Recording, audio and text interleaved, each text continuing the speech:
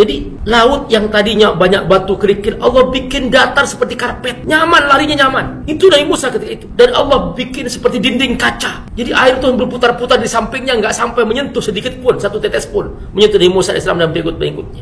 Jadi dahsyat sekali peristiwa itu. Kita khawatir teman-teman, takut kalau Allah nanti murka. Dan ketika adab itu turun, itu biasanya nggak pandang siapa. Nah itulah mengapa kita harus bergerak untuk berdakwah seperti itu. Ar-Rahman Allamal Qur'an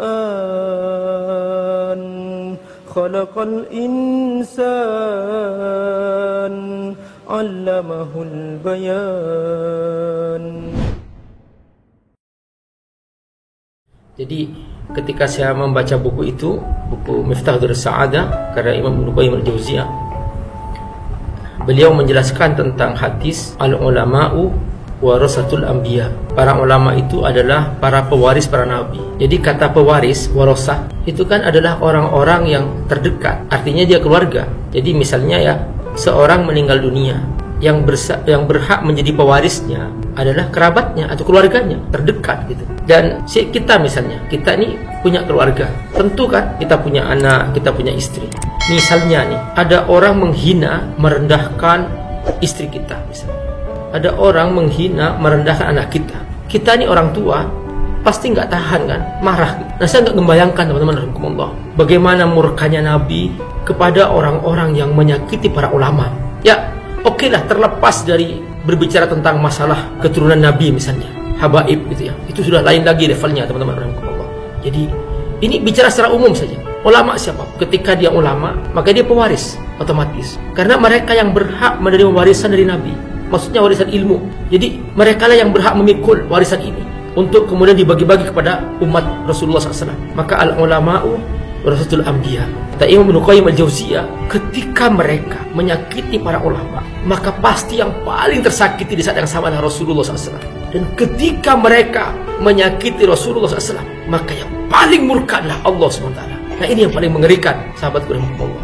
Ya, makanya ketika Allah Subhanahu wa taala turun tangan pada saat Fir'aun mengancam Nabi Musa AS, mempersekusi Nabi Musa AS, mengejar sampai ke Laut Merah supaya Nabi Musa nggak punya jalan keluar lagi. Ya sudah, pilihannya dia mundur, dibunuh oleh Fir'aun, maju tenggelam di laut. Sampai begitu pikiran Fir'aun itu. Tapi karena ini adalah pewaris ilmu Allah Subhanahu wa taala, maka Allah turun tangan itu. Hal yang mustahil bagi manusia, Allah lakukan karena Allah punya kehendak. Fa'alun lima yurid. Allah bisa berbuat apa saja. Allah belah Laut Merah itu, dan Allah buat datar dalam ceritanya itu, dalam riwayat itu. Jadi laut yang tadinya banyak batu kerikil, Allah bikin datar seperti karpet, nyaman, larinya nyaman. Itu Nabi Musa ketika itu. Dan Allah bikin seperti dinding kaca. Jadi air itu berputar-putar di sampingnya, nggak sampai menyentuh sedikit pun, satu tetes pun menyentuh Nabi Musa AS dan pengikut-pengikutnya. Jadi dahsyat sekali peristiwa itu. Tapi yang lebih dahsyat lagi adalah ketika keluarga Nabi Musa AS, umat Nabi Musa AS selamat lewat, pas Fir'aun masuk, ini laut menyatu kembali gitu. Kalau tidak karena perintah Allah semua itu terjadi. Nah ini yang mengerikan.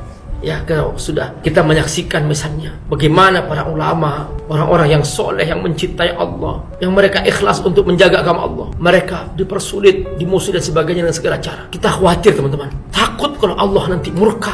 Dan ketika adab itu turun, itu biasanya nggak pandang siapa. Nah itulah mengapa kita harus bergerak untuk berdakwah seperti itu. Nah ini gambaran betapa memuliakan orang-orang beriman itu menjadi bagian sangat penting dalam kita beragama Islam.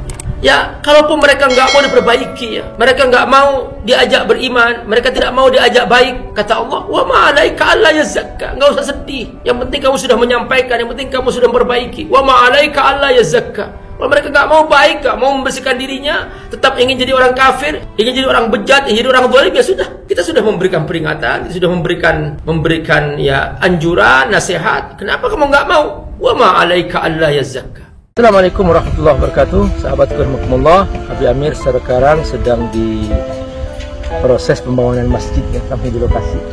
Nah ini bagian basement, ini bagian basementnya. Nanti di lantai 2-nya langsung ke pelataran masjidnya. Nah ini membutuhkan, karena ini diperkirakan memuat sampai 4.000 santri, 4.000 jemaah. Jadi insyaallah cukup besar biayanya.